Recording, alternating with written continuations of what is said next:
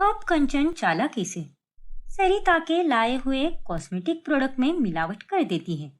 माने ये cosmetic product भाभीियों के लिए लाए हैं ताकि उनके चेहरे और चमक उठे। लेकिन अब मैं इसमें मिलावट करूंगी जिसके बाद ये सारे खराब हो जाएंगे। और जब मेरी ये प्यारी सी भाभी इसे अपने चेहरे पर लगाएगी तभी वो एकदम काली सावली हो जाएगी। लेकिन घर में काम कर रहे स्टाफ उन प्रोडक्ट्स को यहाँ वहां रख देते हैं। चलो अब मैं नहाने जाती हूँ। लेकिन मेरा फेस वॉश और साबुन तो खत्म हो गया था, तो ये प्रोडक्ट्स यहाँ पर कैसे आ गए? लगता है इसे माँ ने लाया होगा। एक बार इस्तेमाल कर ही लेती हूँ, फिर बाद में इसे बंद कर दूंगी। वैसे भी कोई चमत्कार तो होने से रहा, और अगर मैंने इन्हें इस्तेमाल नहीं किया तो फिर माँ मेरा अगले एक हफ्ते तक वापस दिमाग खाएगी। कंचन ने मिलावट किए हुए प्रोडक्ट और सरिता ने लाए हुए प्रोडक्ट के डब्बे एक जैसे ही होते हैं, और कंचन उन्हीं प्रोडक्ट का इस्तेमाल करती है जिनमें उसने मिलावट की होती है। और उसे लगाने के बाद ओह नो, मेरा चेहरा तो पहले जितना काला था उससे भी ज्यादा काला हो गया है, और अब तो मैं खुद को देख ही नहीं पा रही हूँ। लगता है मैंने जिन प्रोडक्ट में मिलावट की थी वही प्रोडक्ट्स घूम फिर कर मेरे हाथ लग गए हैं। ये क्या हो गया? मेरी चाल तो मुझ पर ही भारी पड़ गई। अरे क्या हो गया तेरे चेहरे को? अरे नालायक, तू तो अब एकदम अफ्रीका से आई हुई निग्रो लग रही है। बस कीजिए माँ, ये सब कुछ आपके कारण ही हुआ है। मैंने आपके लाए हुए प्रोडक्ट का ही इस्तेमाल किया है और ये उसी का नतीजा है। और अब से मैं आपका कोई भी प्रोडक्ट इस्तेमाल बिल्कुल नहीं करूंगी। अरे ये तो क्या कह रही है? ऐसा कैसे हो सकता है? मेरे लाए हुए प्रोडक्ट इस्तेमाल कर करके आज तेरा ये कालापन थोड़ा कम हो गया है, और अब ना जाने तूने ऐसे कौन सी करामात कर ली जिस कारण तू पहले जितनी काली थी उससे भी और ज्यादा काली हो गई है। अब चाहिए यहाँ से माँ, ना जाने मेरी किस्मत में क्या चल रहा है, और आपका तो गोरी होकर भी कोई फायदा नहीं है। 5-5 बच्चे पैदा किए लेकिन एक भी बच्चा गोरा पैदा नहीं किया। पांचों के पांचों एकदम काले पैदा कर दिए। हाँ तो तुम सब अपने काले बाप पर गए हो ना, तो उसमें मेरा क्या कसूर है? अरे सारा कसूर आपका ही है माँ। आप मेरी माँ नहीं, दुश्मन हो दुश्मन। कंचन को उसके किए की सजा मिल चुकी थी जिसकी वजह से उसे और गुस्सा आ जाता है। लेकिन एक रोज अचानक से उसके लिए सरिता एक अमीर घराने का रिश्ता लाती है। क्या बात कर रही हो माँ? आपकी वो अमीर सहेली मालविका खन्ना, आपने उसके हैंडसम बेटे का रिश्ता लाया है। वाह माँ, मुझे तो विश्वास ही नहीं हो रहा। अब बोलना कि मैं तेरी दुश्मन हूँ? अरे तेरे लिए मैंने इतने अच्छे घर का रिश्ता लाया है, तुझे तो मेरा शुक्र मनाना चाहिए। वैसे माँ, वो लोग हमसे ज्यादा अमीर नहीं हैं, उल्टा हम ही उनसे दुगना या तिगुना अमीर होंगे। लेकिन कोई बात नहीं, मैंने मालविका आंटी के बेटे रौनक को देखा है और वो काफी हॉट एंड हैपनिंग है। मैं तो अभी से ही अपने आप को उसके साथ फेरे लेते हुए सोच रही हूँ। थैंक यू माँ, थैंक यू सो मच। देखा भाभीस, मैंने कहा था ना आपसे कि मैं ऐसे वैसे घर में बिल्कुल नहीं जाऊंगी, और शादी करूंगी तो किसी रॉयल खानदान में ही करूंगी, और मेरा पति तो एकदम हीरो टाइप मटेरियल रहेगा। क्यों, आप दोनों की बोलते बंद क्यों पड़ गई? अब पड़ेगी भी क्यों नहीं, मेरे लिए इतना अच्छा रिश्ता जो आया है। अब कंचन 7वें आसमान पर होती है और उसमें अब पहले से भी ज्यादा तेवर आ जाता है। अरे कंचन बेटा, अब तो ये लेप लगा ले अपने चेहरे पर, माना कि वो मेरी सहेली है और उसे भी अपने बेटे का रिश्ता हम जैसे अमीरों के साथ जोड़ना है। लेकिन थोड़ी तो अच्छी लग उसके सामने। अगर तू ये लेप लगातार 4 से 5 दिनों तक लगाएगी तो तेरा कालापन हल्का सा कम हो जाएगा। ठीक है माँ, आप इतना कह रही हो तो मैं लगा देती हूँ। And once again thank you so much माँ। एक नंबर की मतलबी लड़की है तू। अरे कल तक तो मैं तेरी दुश्मन थी, पर अब मुझ पर प्यार बरस रहा है। अब क्या कहे इन आजकल की औलादों को। राम राम राम। ओफो माँ, अब अपनी ये तानी वानी कसना बंद कर दो और शादी की तैयारियां शुरू कर दो। अरे अभी तक तेरा रिश्ता पक्का नहीं हुआ है, उसके लिए अभी वक्त है मैडम। आप उसकी फिक्र मत करो माँ, हमारे पास तो कितना पैसा है, तो वो लोग हमें मना कैसे कर सकते हैं। फिर कुछ दिनों में कंचन को देखने के लिए मालविका अपने बेटे रौनक के साथ आती है। मालविका जी, हमारी तरफ से तो हाँ ही है। आपका बेटा मेरी बेटी के लिए एकदम बेस्ट है। अब आप अपनी तरफ से फैसला बता दीजिए। अरे सरिता जी, मेरा फैसला मायने नहीं रखता। अब मेरे बेटे को जो ठीक लगे मैं तो वही करूंगी। आफ्टर ऑल ये उसकी खुशियों का सवाल है। वैसे इस परिवार के साथ रिश्ता जोड़कर मुझे तो बड़ी खुशी होगी, लेकिन फिर भी मैं यही चाहूंगी कि दोनों एक दूसरे से अकेले में मिले और आपस में बात करें, जिसके बाद इन दोनों को एक दूसरे को जानने का मौका मिलेगा। हाँ, ये भी सही रहेगा। ठीक है बच्चों, तुम दोनों जाकर अकेले में बात करो। फिर कंचन और रौनक दोनों अकेले में बात करने जाते हैं। फिर तभी कंचन रौनक को उसके कमरे में रखी हुई सारी महंगी महंगी चीजें दिखाने लगती है। ये देखो रौनक, ये मैंने लंदन से लाया है और ये बैंकॉक से। है ना अमेजिंग? मैं तो बचपन से बहुत घूमी हूँ। वो रहा मेरा क्लोजेट, उसमें सब कुछ डिजाइनर और ब्रांडेड है। देखो कंचन, हम दोनों जब से मिले हैं तब से तुम बस अपनी अमेरिका का प्रमोशन ही किए जा रही हो। अरे 2 मिनट जिस बारे में बात करने आए हैं उसके बारे में भी तो बात कर लेते हैं ना। अरे हाँ, सॉरी, हाँ मैं तो भूल ही गई। देखो कंचन, मेरी मॉम के सामने मैं तुम्हें गलत कहता तो वो मुझे दाव देती, इसीलिए ये बात मैं तुम्हें अकेले में साफ साफ कह रहा हूँ कि मुझे तुम जैसी काली और बदसूरत लड़की को अपनी बीवी नहीं बनाना। अरे मुझे देखो, मैं कितना हैंडसम हूँ, फिर तुम मेरे साथ कैसे लगोगी? क्या? और नहीं तो क्या। अरे मुझे किसी पागल कुत्ते ने नहीं काटा है। मेरे पीछे तो कई सारी लड़कियां मरती हैं, लेकिन मेरी माँ तो एकदम लालची है, जो तुम्हारे परिवार के साथ रिश्ता जोड़कर अपने बिजनेस में फायदा करवाना चाहती है, और इसीलिए वो मुझे तुम्हारे गले बांध रही है। लेकिन प्लीज अपनी ये दाल कहीं और जाकर गलाओ। मेरा नाम रौनक है, और अगर तुम मेरी जिंदगी में आ गई तो मेरी जिंदगी में तुम्हारे कालेपन से अंधेरा आ जाएगा, जो मैं बिल्कुल नहीं चाहता। इस तरह रौनक कंचन को रिजेक्ट कर देता है, जिसके बाद वो बहुत बुरी तरह से टूट जाती है। नहीं, ऐसा नहीं हो सकता। रौनक मुझे मना कैसे कर सकता है? मेरे पास तो कितनी सारी दौलत है, और उसके बावजूद भी उसने मुझे ठुकरा दिया। मैंने उससे कितनी उम्मीदें रखी थी, कितने सपने सजा दिए थे मैंने, लेकिन एक पल में ही सब खत्म हो गया, और मैं तो बस देखती ही रह गई, कुछ भी नहीं कर पाई। अब ये रोने और सर पटकने से क्या फायदा है? जब वक्त था तब तो तेरी अकल घास चरने गई थी ना। अरे तुझे मैंने ना जाने कितनी बार समझाया कि मेरी बात गंभीरता से ले और अपने रंग को जरा ठीक कर। पूरी तरह से ना सही, लेकिन आधा कालापन तो कम हो सकता है ना। लेकिन नहीं, तूने मेरी एक नहीं सुनी और हमेशा की तरह अपनी ही मनमानी करती रही। लेकिन अब देख, तेरी ही मनमानी तुझ पर कितनी भारी पड़ रही है। बस भी करो माँ, अब और कितना कोसोगी मुझे? कोसूंगी, और अब तो मैं 1000 बार कोसूंगी। और अब बस हुआ, अब मैं तुझे तेरे हाल पर ही छोड़ने वाली हूँ। बहुत सोच लिया मैंने तेरे बारे में, लेकिन तू है कि अपने बारे में बिल्कुल नहीं सोचती। अरे तुझे लगता है कि तू अपने पैसों से सब कुछ खरीद सकती है, पति भी, लेकिन ऐसा नहीं होता। बड़ी डिंगे हाँक रही थी ना कि हमारे पास तो सब कुछ है, तो लड़के वाले हमें मना कर ही नहीं पाएंगे। लेकिन लड़के ने मना कर ही दिया ना, और कारण क्या बताया? ये तेरा काला रंग और तेरी ये बदसूरती। अरे तू किसी लायक नहीं है, और अब से मैं तेरे भविष्य की जरा भी चिंता नहीं करूंगी। ऐसी ही रहे तू, नालायक कही की। इतना कहकर सरिता वहां से चली जाती है। माँ जी, बस भी कीजिए ना आप, अब कितना सुनाओगे कंचन को? हाँ माँ जी, वो पहले ही रौनक के रिजेक्शन से दुख में है। उसने बहुत उम्मीदें लगाई थी, लेकिन वो कुछ भी नहीं हो पाया।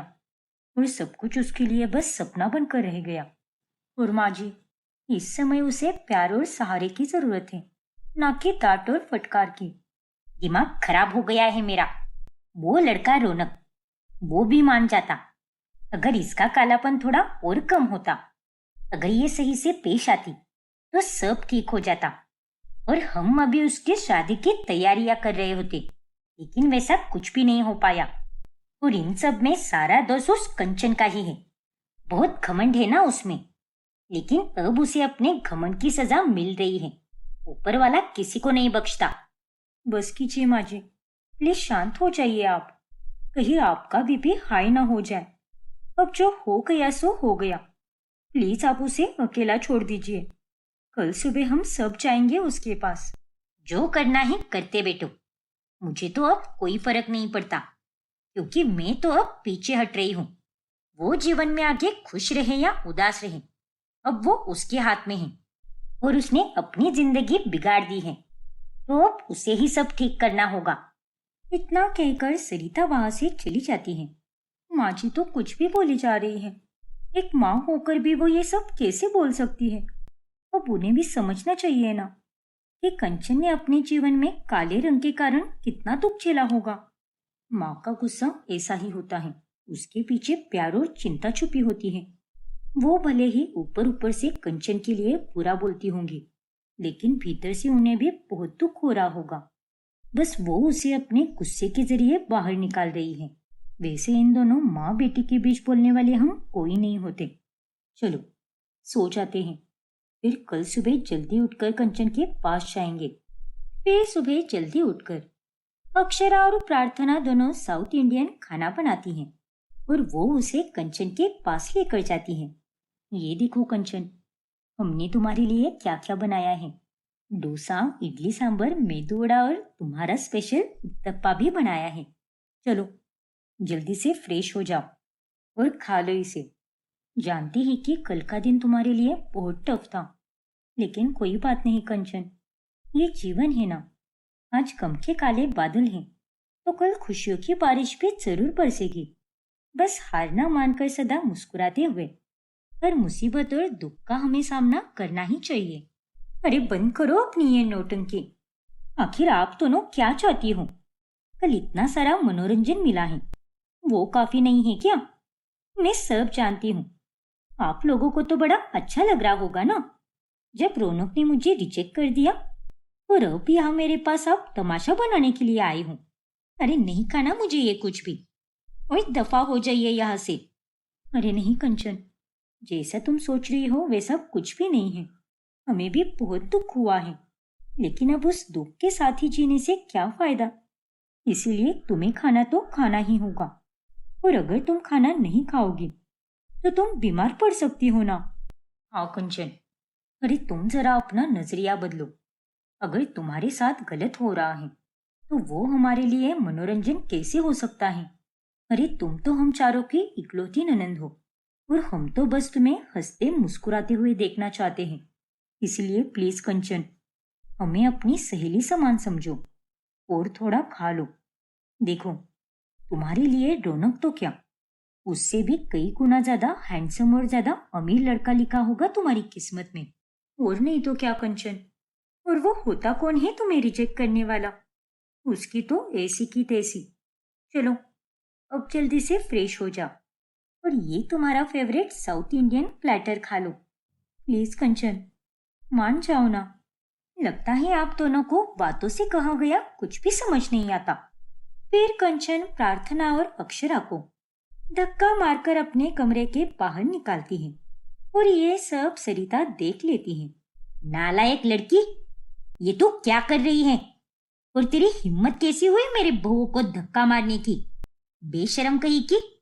अब आगे क्या होगा जानने के लिए हमारा अगला भाग देखना ना भूलें। और अगर आपने हमारा चैनल सब्सक्राइब नहीं किया है तो अभी सब्सक्राइब कीजिए और बेल आइकॉन दबाना ना भूलें। अब चंचल और ललित दोनों जैसे तैसे करके उस पार्क में छुपने की जगह ढूंढ ही लेते हैं और भूषण उन्हें देख ही नहीं पाता। लगता है मुझे आंखों का धोखा हुआ है। फिर अब मुझे घर चलना होगा। क्योंकि बारिश किसी भी वक्त आ सकती है और मेरे पास तो छाता भी नहीं है। चले गए तुम्हारे पापा। अब हम बाहर निकलकर आराम से बैठ सकते हैं। मैं तो आज बाल बाल बच गई हूँ, वरना आज तो मेरी शामत ही आ जाती। देखो चंचल, मैं बस तुमसे यही कहना चाहता हूँ कि तुम्हारा गुस्सा होना जायज है, लेकिन मैं भी हालातों के कारण मजबूर था। जैसे तुम्हारे घर वाले तुम्हें शादी के लिए फोर्स कर रहे हैं, वैसे ही मेरे घर वालों ने भी मुझे बहुत फोर्स किया और चंद दिनों में ही मेरी एक लड़की से शादी भी करा दी। हाँ तो ठीक है ना, ज्यादा बेचारा बनने की एक्टिंग मत करो, क्योंकि मैं अच्छी तरह से जानती हूँ कि तुम अपनी जिंदगी में उस चुड़ैल के साथ बहुत खुश हो। दिखाई थे मुझे जास्मीन ने तुम्हारे फोटोज। बड़ा फुदक फुदक कर सारी रस्में किए जा रहे थे तुम, और उतना खुश तो मैंने तुम्हें आज तक पहले कभी नहीं देखा जितना कि उन फोटोज में देखा था। अरे इतनी बड़ी स्माइल तो तुमने मेरे साथ कभी सेल्फी खींचने वक्त भी नहीं दी, जितनी की शादी की फोटोज में उस मंजुलिका के साथ दे रहे थे तुम। अरे बाबा, वो सब तो बस एक नाटक था ना। मैं तो बस खुश दिख रहा था, लेकिन अंदर ही अंदर बहुत टूट चुका था। सच में चंचल, मैं आज भी तुमसे उतना ही प्यार करता हूँ। और तुम ये बिल्कुल मत सोचो कि अब मेरी शादी हो गई है तो हम दोनों में जो भी था वो सब खत्म हो जाएगा। नहीं चंचल, ऐसा बिल्कुल नहीं होगा। हम दोनों तो अब भी छुप छुप कर मिल सकते हैं और एक साथ प्यार भरा समय बिता सकते हैं। बकवास बंद करो अपनी, और ऐसा वैसा कुछ सोचना भी मत। अगर तुम्हें हमारा रिश्ता बचाना होता ना, तो तुम तब भी एफर्ट्स लेते और हमारे रिश्ते को बचा लेते, हमारे घर वालों को मनाते और खास करके मेरे माँ पापा को। लेकिन नहीं, तुमने तो शांत रहना चुना। अरे अपने प्यार के लिए लड़ने की कोशिश भी नहीं की तुमने। इसलिए प्लीज अब जो भी है उसमें खुश रहो और मुझे मेरे हाल पर छोड़ दो। यार चंचल, ये कैसी बातें कर रही हो तुम? ऐसे हम दोनों अलग कैसे हो सकते हैं? हो सकते हैं नहीं, बल्कि हम दोनों कब के अलग हो चुके हैं। अब प्लीज दफा हो जाओ मेरी जिंदगी से। और हाँ, दोबारा मुझे मैसेज या कॉल मत करना। रुक जाओ चंचल, प्लीज मेरी बात तो सुनो। लेकिन चंचल ललित की कोई बात नहीं सुनती और वो वहां से चली जाती है और वो ये सारी बातें जाकर जैस्मिन को बताती है। और तभी क्या बात कर रही है? मुझे तो लगा था कि तू उस लुक्के को देखकर फिर से मोमबत्ती की तरह पिघल ही जाएगी, लेकिन नहीं, तूने उसे सुनाकर सब कुछ खत्म कर दिया और एक शादीशुदा आदमी के साथ रिश्ता रखने से तूने मना कर दिया। और ये जानकर मुझे बहुत खुशी हुई। Thanks Jasmine. अब बस एक ही काम बचा है कि तू शादी कर ले।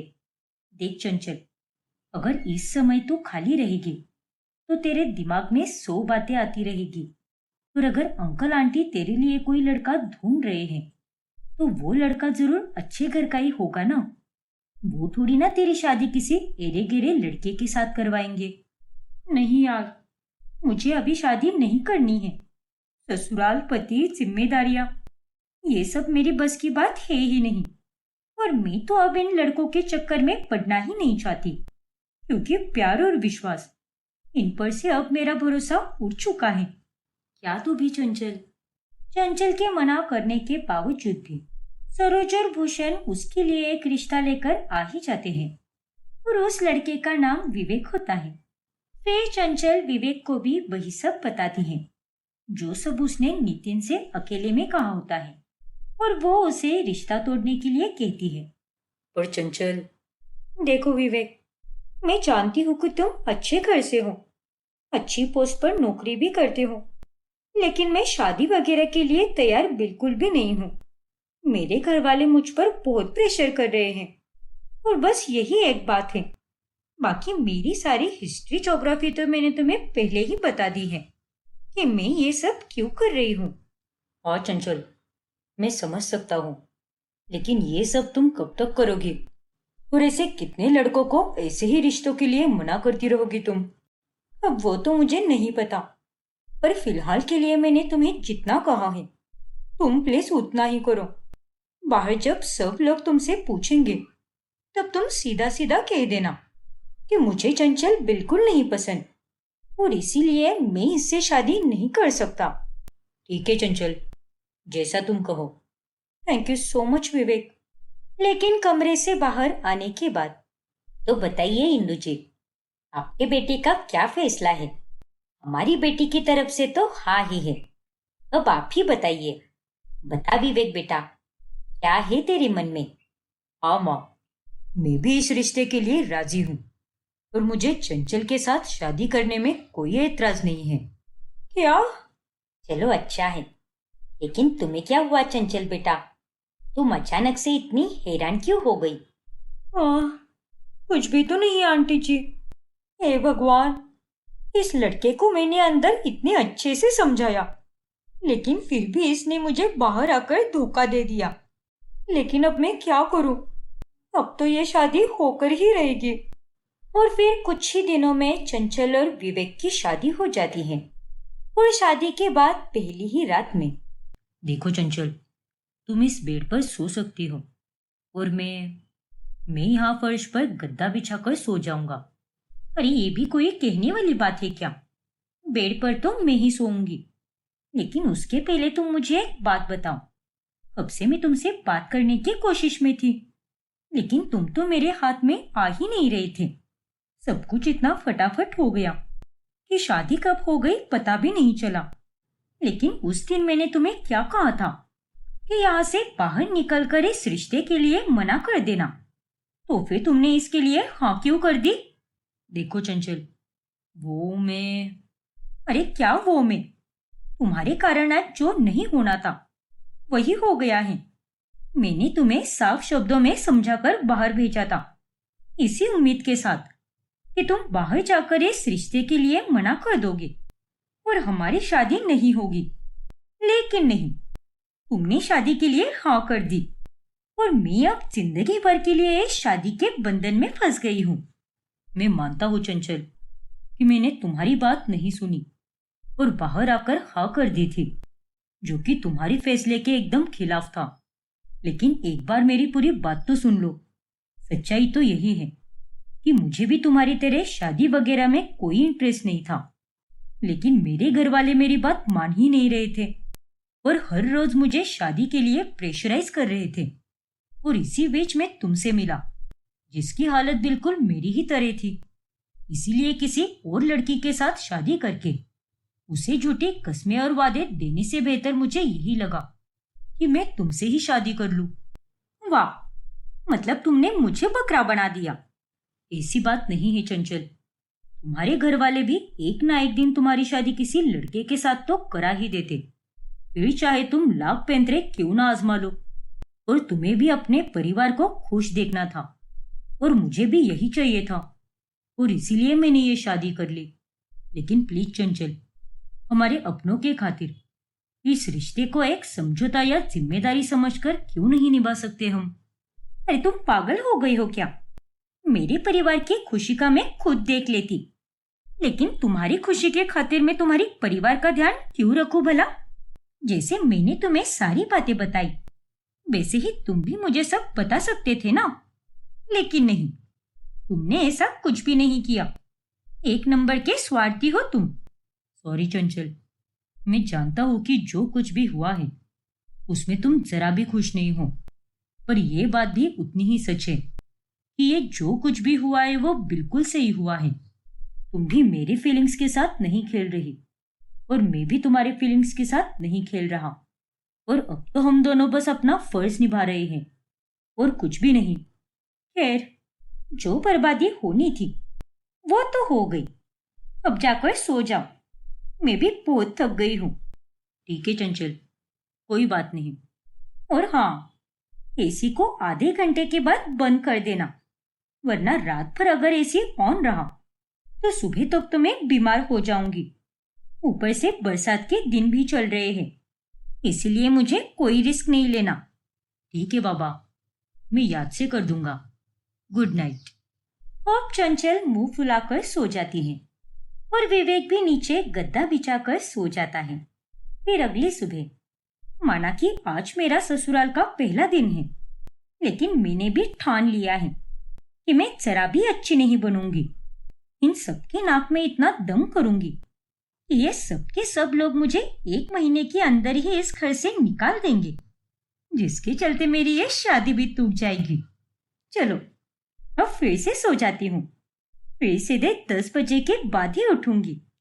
अब चंचल फिर से कंबल ओढ़कर सो जाती है और सबका नाश्ता होने के बाद वो नहा धोकर हॉल में आती है। माफ करना माँ जी, वो मुझे देर से उठने की आदत है ना, इसीलिए मैं नाश्ते के लिए आ ही नहीं पाई। अरे कोई बात नहीं चंचल, हम समझ सकते हैं। अब इतने सालों की आदत अचानक से रातों रात थोड़ी ना बदल सकती है, इसीलिए तुम अपना समय ले सकती हो। फिर धीरे धीरे करके यहाँ के तौर तरीकों में तुम अपने आप ढल जाओगी। जी। चलो चंचल, अब तुम्हारी पहली रसोई की रस्म का समय हो गया है। हालांकि सबने नाश्ता कर लिया है, पर फिर भी आज तो सब तुम्हारे हाथ का बना हुआ कुछ ना कुछ तो जरूर खाएंगे। ये लो बहू, ये शगुन है तुम्हारी पहली रसोई की रस्म का। आज तुम्हें चूल्हे की पूजा करनी होगी और उसके बाद माँ अन्नपूर्णा से प्रार्थना करना और अपनी नई घर गृहस्थी की शुरुआत करना। वो सब तो ठीक है माँ जी, मैं वहां की पूजा कर लूंगी, लेकिन मुझे खाना बनाना नहीं आता माँ जी। इन लोगों को तो मैं झूठ ही बोलूंगी। पहले दिन से ही मुझे इनके नजरों में गिरने की शुरुआत करनी होगी और तभी जाकर मुझे जल्द से जल्द यहाँ से छुटकारा मिलेगा। ये तो क्या कह रही है बेटा? सरोज बहन जी ने तो यही कहा था कि तुम अच्छा खासा खाना बना लेती हो, तो फिर अब तुम ये क्या बोल रही हो? अरे नहीं माँ जी, शायद आपको कोई गलतफहमी हुई होगी। मुझे तो बस मैगी चाय ये सब ही बनाना आता है, रोटी भी ठीक से बेल नहीं पाती मैं। सॉरी माँ जी, अब जो सच है वही बता रही हूँ मैं आपको। उम्मीद करती हूँ कि आप मुझे समझ पाओ। अरे कोई बात नहीं बेटा, मुझे तुम्हारा यह ईमानदार स्वभाव बहुत अच्छा लगा। और रही बात तुम्हारे खाना ना बनाने की, तो कोई बात नहीं, मैं और भावना है ना, हम दोनों मिलकर तुम्हें सब सिखा देंगे। क्यों भावना? हाँ हाँ बिल्कुल माँ जी। ठीक है फिर चलो देवरानी साहिबा, रसोई में आगमन करो और टेंशन फ्री रहकर खाना बनाना, क्योंकि अब से ये घर तुम्हारा भी है। जी भाभी। चंचल की जेठानी उसे सब समझा देती है और अब भावना सबके लिए हलवा बनाने लगती है। ये सब क्या हो गया?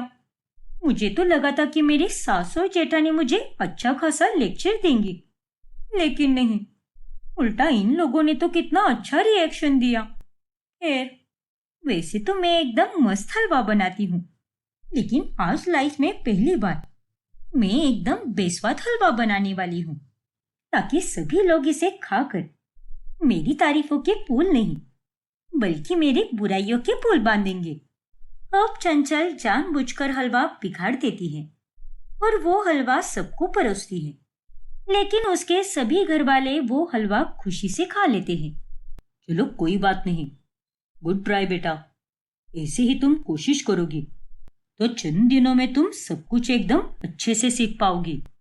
हाँ चंचल, पापा ने बिल्कुल सही कहा। और बहू, ये रहा तुम्हारा नेक। शुक्रिया पापा जी।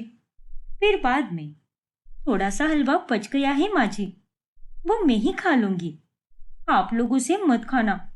पहले ही वो कितना बुरा बना है, लेकिन फिर भी आप सबने मेरा मान रखने के लिए उस बेस्वाद हलवे को एकदम खुशी खुशी खा लिया। अरे नहीं बहू, ऐसा बिल्कुल नहीं है। वो हलवा तो परिमल जी को भी बहुत पसंद आया है। देखो बेटा, तुमने कहा था ना कि तुम्हें खाना बनाना नहीं आता, तो उसके अनुसार तो तुमने काफी अच्छी कोशिश की।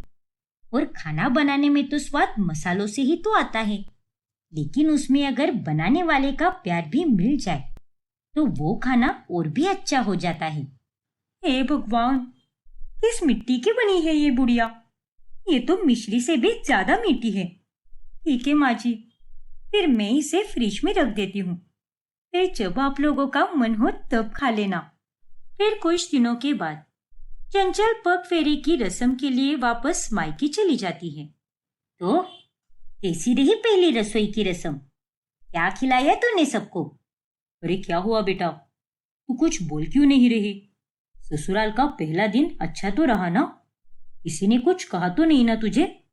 अरे कोई क्या ही कहेगा मुझे, और किस मुंह से बात करूं मैं आपसे? सारी खुशियां तो आपने मेरी छीन ही ली है। ना चाहते हुए भी मुझे शादी क्यों करनी पड़ी? हे भगवान, ये तू क्या बोल रही है बेटा? तू तो अब भी उस बात को लेकर बैठी है। मुझे तो ये लगा था कि जगह और लोग बदलने पर तुझ में बदलाव आया होगा। ये सब तू क्या बोल रही है चंचल? अरे कब तक उस बेवकूफ लड़के के सदमे में रहेगी तू? अरे उसने तो तुझसे अलग होने के कुछ ही दिनों बाद शादी भी कर ली, लेकिन तू अब भी उस बात को लेकर बैठी है। और नहीं तो क्या? अरे जब वो अपने जीवन में आगे बढ़ सकता है तो तू क्यों नहीं बढ़ सकती? आखिर क्या दिक्कत है तुझे? वैसी बात नहीं है माँ। मुझे उस ललित के जाने का कोई गम या पछतावा नहीं रहा। अरे उस नालायक से तो मुझे अब कोई लेना देना भी नहीं है। बात तो बस यही है कि मुझे शादी नहीं करनी थी, और ये जिम्मेदारी के बोझ तले मुझे नहीं दबना था। मैंने आप दोनों को पहले भी कहा था, और अब भी यही कह रही हूँ कि मुझे तो ये शादी का कॉन्सेप्ट ही नहीं पसंद। वो तो लल्लू ललित से मैं प्यार कर बैठी थी, इसीलिए अंधी होकर शादी के लिए मैं राजी भी हो गई थी।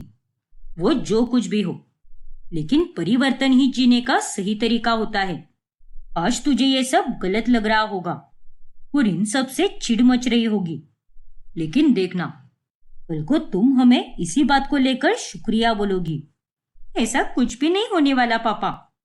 देखना आप दोनों, अगर 1 महीने में मैं यहाँ पर वापस नहीं आई तो मेरा नाम भी चंचल नहीं। इतना कहकर चंचल अपने कमरे में चली जाती है, और उसके मुंह से ये बातें सुनकर सरोज और भूषण दोनों भी काफी हैरान रह जाते हैं। अब आगे क्या होगा जानने के लिए हमारा अगला भाग देखना ना भूलें। और अगर आपने हमारा चैनल सब्सक्राइब नहीं किया है तो अभी सब्सक्राइब कीजिए और बेल आइकॉन दबाना ना भूलें। फिर कुछ ही दिनों बाद जब विक्रम का जन्मदिन आता है, तभी मंजू उसे एक सोने की चेन देती है। अरे वाह माँ जी, ये सोने की चेन तो बहुत ही कमाल की है, लेकिन इस सब की क्या जरूरत थी? अरे दामाद जी, ये आप कैसी बातें कर रहे हो?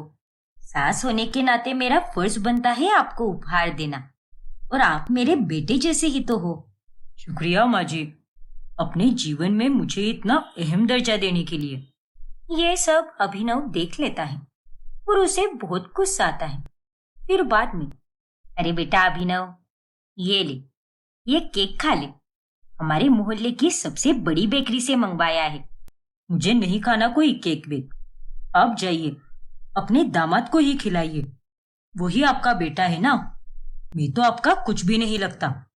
अरे ये तू क्या बोल रहा है बेटा? तो क्या गलत कहा मैंने?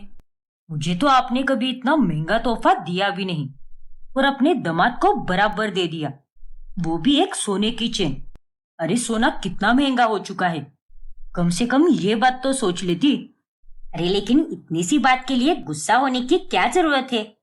मुझे भी तो मैंने कितने सारे तोहफे दिए हैं। रहने दो माँ, अब मुझे गड़े मुर्दे नहीं उखाड़ने हैं। घर में तो बस दीदी और जीजू ही आपके चहीते हैं। अरे वो लोग तो आपको पैसे भी नहीं देते, और उस हिसाब से देखा जाए तो आज जीजू को चेन आपने मेरे ही पैसे से दी है। अरे उन्हें थोड़ी तो शर्म आनी चाहिए ना, इस घर में रहकर मुफ्त की रोटियां तोड़ते रहते हैं।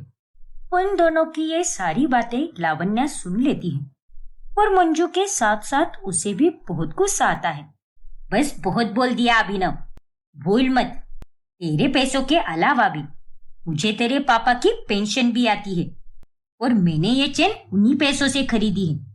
और तू कोई नहीं होता ये सब कहने वाला कि वो लोग मुफ्त की रोटियां तोड़ते हैं। अरे वो मेरी बड़ी बेटी है, और आइंदा से उसके और उसके परिवार के बारे में कुछ भी बोला तो मैं सुनकर नहीं लूंगी। वही तो बात है ना माँ, हम तो आपके कोई नहीं लगते। और रही बात पापा की पेंशन के पैसों की, तो वो तो बस आप अपनी बेटी और दामाद के लिए ही खर्च करती हो। अरे आज तक 1 रुपया भी हमारे लिए आपने खर्च किया है क्या? अभिनव, तमीज से बात कर। माँ अपने पैसे से कुछ भी करे, वो किसी से भी प्यार करे, तुझे उससे क्या? बदतमीज कहीं का। जब से इसकी शादी हुई है तब से इसके हाव भाव बदल गए हैं माँ। अरे हाव भाव तो आप लोगों के बदल रहे हैं। सच्चाई कहने पर तो हर किसी को मिर्ची लगती है। हद में रहकर बात कर अभिनव, भूल मत मैं तेरी बड़ी बहन हूँ। फिर अभिनव गुस्सा होकर अपने कमरे में चला जाता है। फिर एक दिन जब सानिका अपने मायके चली जाती है तभी, अरे वाह सानिका बेटा, अच्छा हुआ जो तू आ गई। कैसी हो माँ? और आप भाभी, आप कैसी हो? मेरे बिना तो आप बहुत खुश होगी। क्यों, सही कहा ना मैंने? क्या तुम भी सानिका? मैं इतनी भी बुरी नहीं हूँ। तुम्हारे जाने के बाद ये घर बड़ा सूना सूना लगता है, क्योंकि यहाँ पर अब कोई झगड़ा करने के लिए जो नहीं रहा। अरे आपसे और मैं क्या ही उम्मीद कर सकती हूँ। अरे बस करो तुम दोनों, एक दूसरे की शक्ल देखने की शुरू हो गई। तू बता बेटा, तू कैसी है? और तेरे ससुराल वाले, वो लोग कैसे हैं? सब कुछ एकदम बढ़िया है माँ। अरे तुम तो बड़ा कह रही थी ना कि तुम्हारे ससुराल वाले बहुत अच्छे लोग हैं। अब बताओ, तुम्हारे ससुराल का इतने दिनों का सफर कैसे रहा? जो तुमने सोचा था वही हुआ ना, या फिर उसका उल्टा हो गया? अरे नहीं भाभी, मैंने जैसा सोचा था वैसा ही है। मैं तो वहां पर बहुत मजे में रह रही हूँ। बहुत अच्छा है मेरा ससुराल। क्या बात है बेटा, भगवान का लाख लाख शुक्र है। लेकिन पता नहीं क्यों मालिनी, तुम्हारी शक्ल देखकर ऐसा बिल्कुल भी नहीं लग रहा। तुम थोड़ी सी उदास सी लग रही हो। देखो, अपनी भाभी से झूठ बोलने की कोशिश मत करो। ओफो भाभी, कहा ना मैंने कि मैं खुश हूँ। हद है यार। अरे क्या तू भी बहू, राशन पानी लेकर इस पर क्यों चढ़ जाती है? चल जा, अंदर जाकर नाश्ता बना इसके लिए। बेवकूफ कहीं की। हाँ हाँ जा रही हूँ, चिल्लाइए मत।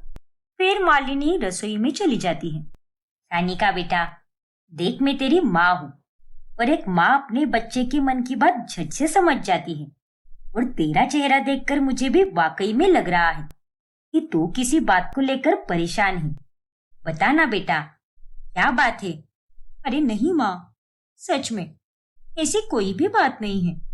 तो फिर खा मेरी कसम। माँ, फिर सानिका भावुक हो जाती है और अपनी माँ को सारी परेशानी बता देती है।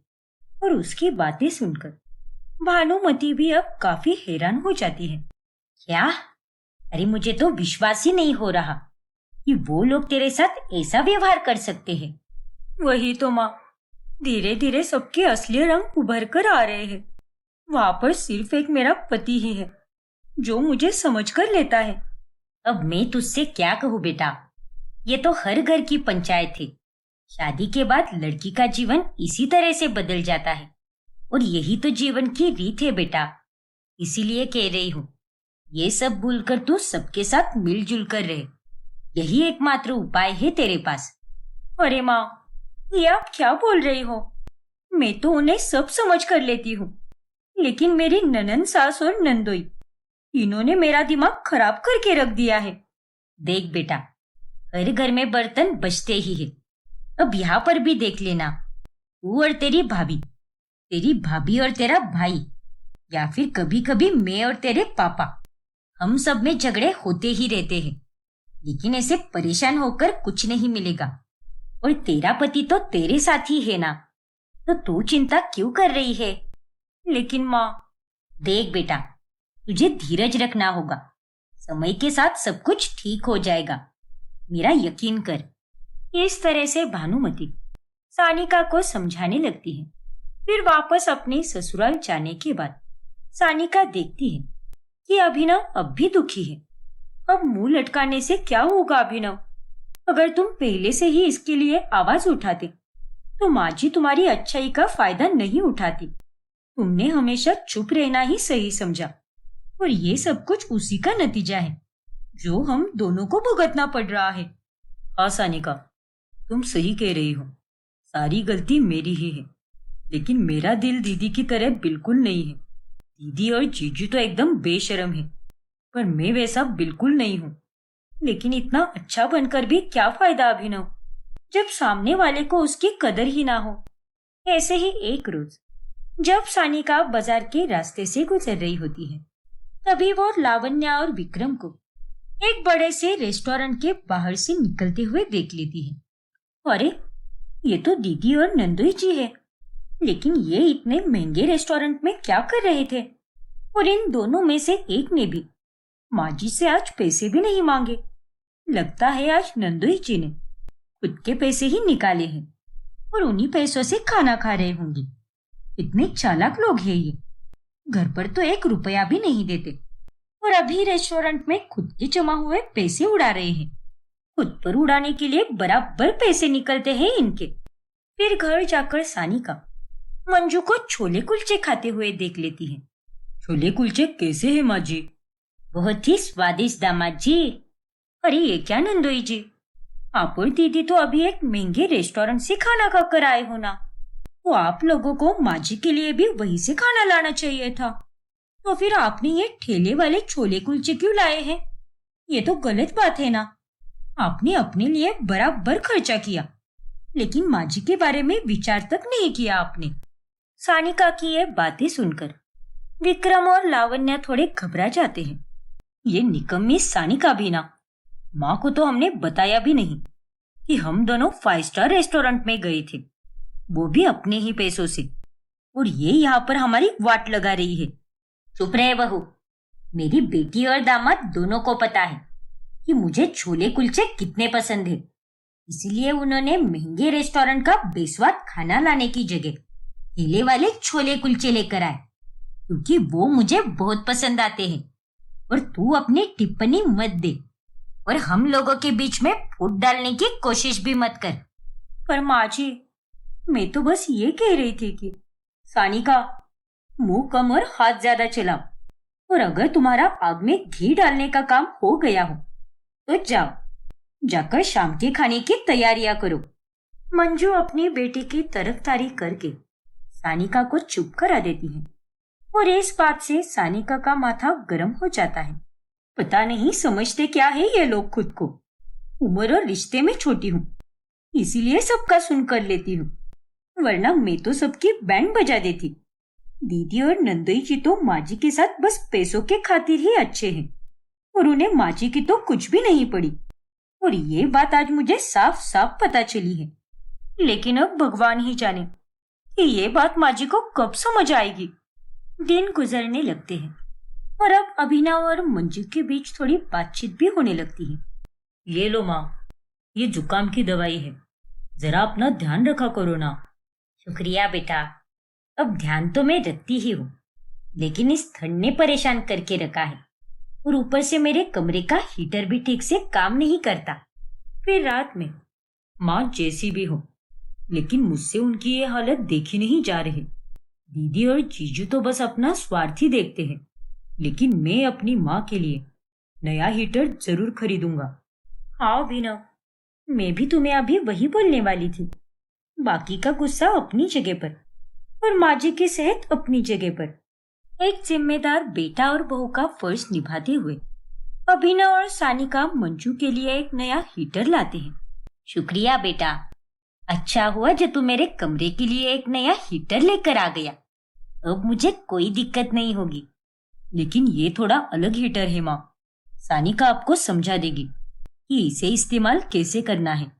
ठीक है बेटा। वो नया हीटर विक्रम और लावण्या को भी बहुत पसंद आता है।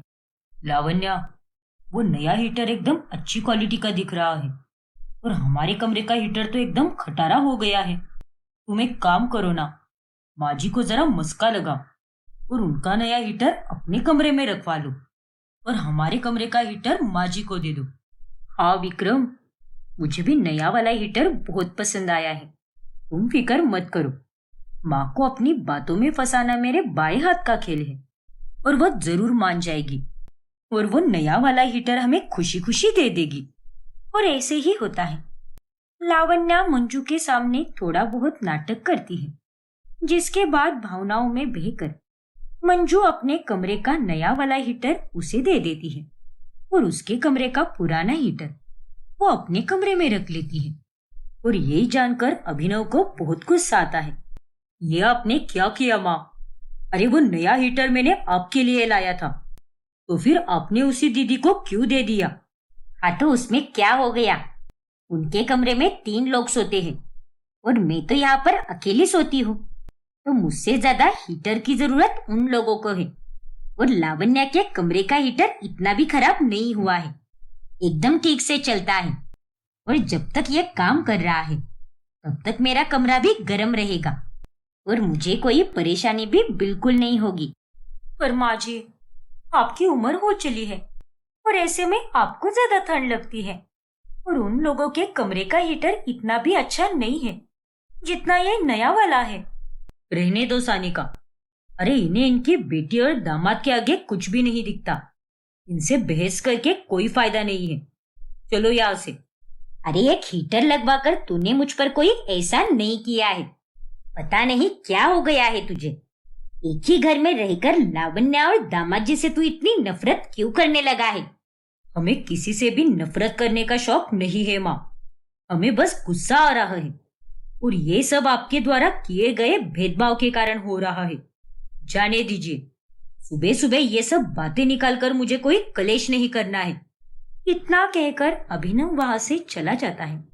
रोज रोज घर में होने वाली झगड़ों से परेशान होकर एक रोज सानिका अपनी पड़ोस की सहेली वंदना के पास जाती है और वो उसे अपनी सारी परेशानियां बता देती है। हे भगवान, वैसे सच बताओ सानिका, तो जो तेरा हाल है ना, मेरा भी ठीक वैसा ही हाल है बहन। अरे तेरी सास और ननद तो बस तुझे सुनाती रहती है, लेकिन मेरी सास तो मुझे मारने के लिए भी आगे पीछे नहीं देखती और ना ही वो मेरे बच्चे पर ध्यान देती है। बस उसे हुक्म चलाना आता है। क्या? सच में? और नहीं तो क्या। अरे एक दिन तो हमारे बीच में इतने झगड़े हुए थे कि उसने तो मुझे खाना भी नहीं दिया। अरे तेरे घर में तो कितना कुछ हो रहा है। तेरा पति इसके बारे में कुछ बोलता नहीं क्या?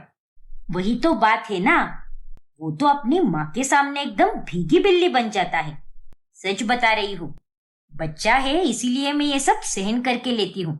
लेकिन आज मेरा बेटा अगर नहीं होता ना, तो मैं ये घर कब का छोड़कर चली गई होती।